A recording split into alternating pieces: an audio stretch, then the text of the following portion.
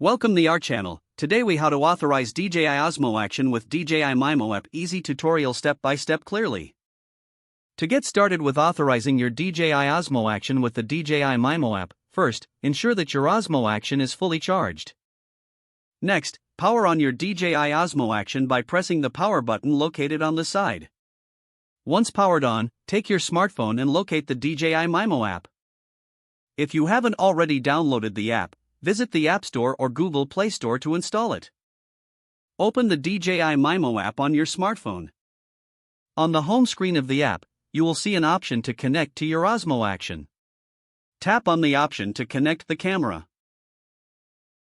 Make sure your smartphone's Bluetooth is enabled for the app to find your Osmo Action. When prompted, select your Osmo Action from the list of available devices. You may see a pairing request on your smartphone. Confirm the pairing. Once paired, the app will guide you through the authorization process. Follow the on-screen prompts to log in or create a DJI account if you haven't done so already.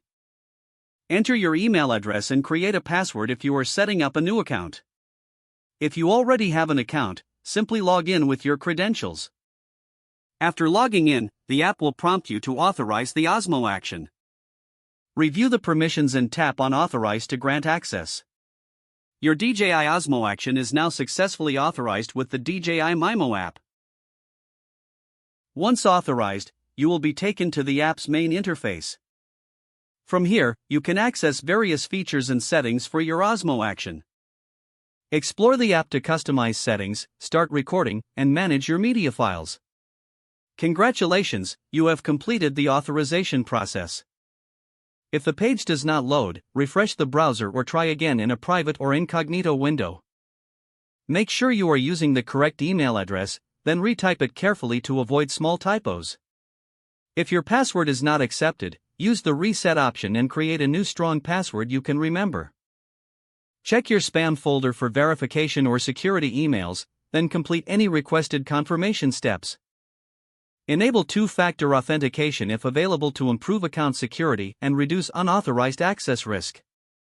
After signing in, review your profile details so your contact information and settings are accurate and current.